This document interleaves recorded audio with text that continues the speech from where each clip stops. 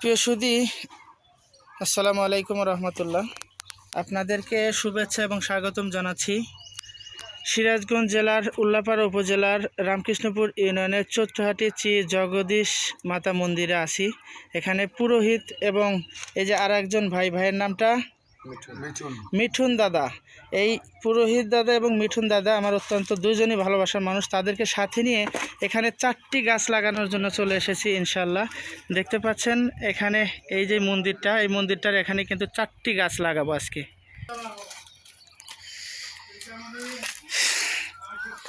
এইটা পলাশ ফুল দেখতে পাচ্ছেন, এটা কিন্তু পলাশ ফুল। এখানে আছে জাম, এখানে আর একটা আছে কাঠবাদাম, আর এই যে এখানে একটা কিন্তু কৃষ্ণচূড়া গাছ নিয়ে যাওয়া হচ্ছে। এই যে কৃষ্ণচূড়া গাছটি কিন্তু এই মন্দিরের যে রক্ষণাবেক্ষণ এবং সকল দায়িত্ব আছেন তার নিজের হাত দিয়ে কিন্তু এখানে এই কৃষ্ণচূড়া গাছটি লাগাবো। আসলে ধর্ম যার যার হলেও পরিবেশটা কিন্তু সবার জন্য। আমরা মানুষ যে কোনো ধর্ম অবলম্বন করতে পারি। আর এই যে দেখতে পাচ্ছেন একটা এত সুন্দর একটা মন্দিরে, এই মন্দিরটাতে এসেছি এখানে পরিবেশটাকে সুন্দর রাখার জন্য, শ্যামল পরিবেশ দেওয়ার জন্য, কিছু ফুল এবং ফলের গাছ লাগানোর জন্য। আপনারাও এরকমভাবে বেশি বেশি ফুল এবং ফলের গাছ বিভিন্ন জায়গায় লাগানোর জন্য চেষ্টা করুন।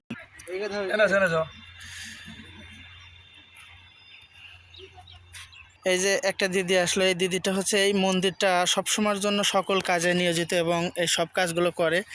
তাদের হাত দিয়ে কিন্তু এই কৃষ্ণচূড়া গাছটি লাগাচ্ছি ইনশাল্লাহ। দেখতে পাচ্ছেন, হ্যাঁ গাছটা লাগা ফেলান এখন। হ্যাঁ গাছটা এই যে লাগানো হচ্ছে, এই গাছটা কিন্তু আপনাদের দায়িত্বে। এটা হচ্ছে কৃষ্ণচূড়া, বুঝছেন? এটা কৃষ্ণচূড়া। আর যে ওই পাশে দেওয়া আছে ওইটা হচ্ছে আর একটা, ওইখানে আছে শিউলি ফুল, পলাশ ফুল। এই ফুলগুলো কিন্তু আপনাদের যেমন দরকার তাই এখানে লাগালাম। আপনারা একটু চেষ্টা করবেন এই ফুলগুলো বাঁচানোর জন্য।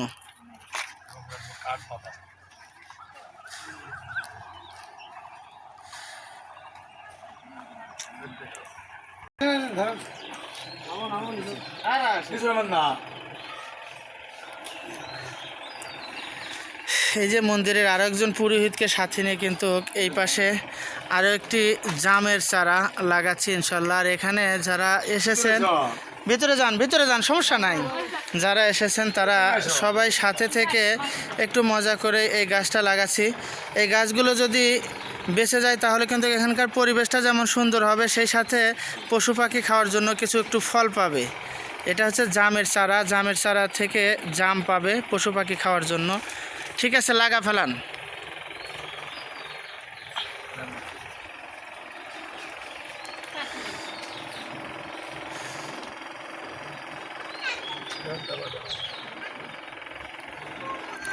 তিন নাম্বার গাছ, এটা হচ্ছে জামের গাছ।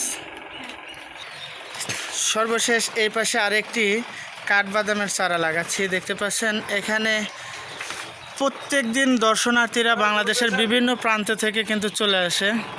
যেহেতু এটা হিন্দু ধর্মাবলম্বীদের জন্য একটি পবিত্র স্থান, তাই এখানে সবসময়ের জন্যই কিন্তু অনেক অনেক ভক্তবৃন্দ আসে। এই যে চৌত্রহাটির যে আদিবাসী সম্প্রদায় আছে, সেই সম্প্রদায়ের একজন বয়োজ্যেষ্ঠ মানুষ, মুরব্বী, সে কিন্তু সাথে থেকে এই কাঠবাদামের গাছটি এখানে রোপণ করতেছে। ঠিক আছে, এখন লাগা ফেলান ইনশাল্লাহ। আমরা আসলে পরিবেশটা সুন্দর রাখার জন্য এই গাছগুলো লাগালাম। আপনারা বেশি বেশি করে এরকম গাছ লাগানোর জন্য চেষ্টা করবেন।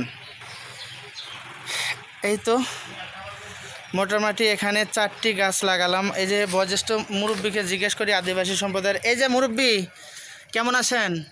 ভালো আছে। এই যে একটা গাছ লাগাতে পারলেন, আপনি এই গাছ লাগাতে পেরে আপনি খুশি আছেন তো? হ্যাঁ, খুশি। সত্যি সত্যি খুশি আছেন? গাছের এই যে এই মন্দিরের পুরোহিত দাদাকে জিজ্ঞেস করবো, দাদা কেমন আছেন? ভালো আছি। দাদা, আপনি তো আমাকে অত্যন্ত ভালোবাসেন। আপনার সাথে কথা বলে গাছগুলো নিয়ে আসছিলাম। আমি একজন মুসলমান মানুষ, আপনি অনুমতি দিয়েছেন বিধায় গাছ নিয়ে আসি গাছ লাগানোর জন্য। এই গাছটা লাগালাম, আপনার অনুভূতিটা বলেন একটু। হ্যাঁ, আমি ধন্যবাদ জানাই আপনাকে। আমার কথা রাখছেন, গাছ নিয়ে আসছেন এবং এই গাছ রক্ষা করার যতদিন আমি মন্দির আছি চেষ্টা করব যাতে এই গাছটা সম্পূর্ণভাবে ক্লিয়ারভাবে তুলতে পারি। আলহামদুলিল্লাহ, ধন্যবাদ আপনাকে। কারণ এই যে অনেক পুরোহিত দেখছি, তার মধ্যে আপনার একটু ব্যতিক্রমী উদ্যোগ দেখে আমি এখানে গাছ লাগানোর জন্য উদ্বুদ্ধ হয়েছি।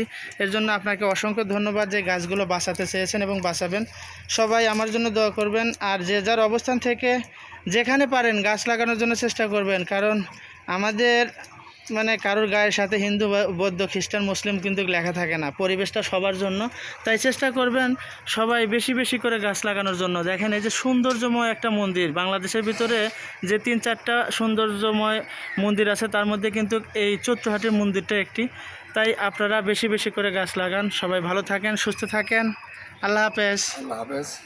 আর এই জায়গায় এর নাম নেবে, এটা ভবানীপুর যাত্রী। ভবানীপুরের যাত্রী এখানে এসেছিল, সেও কিন্তু এখানে এই গাছটা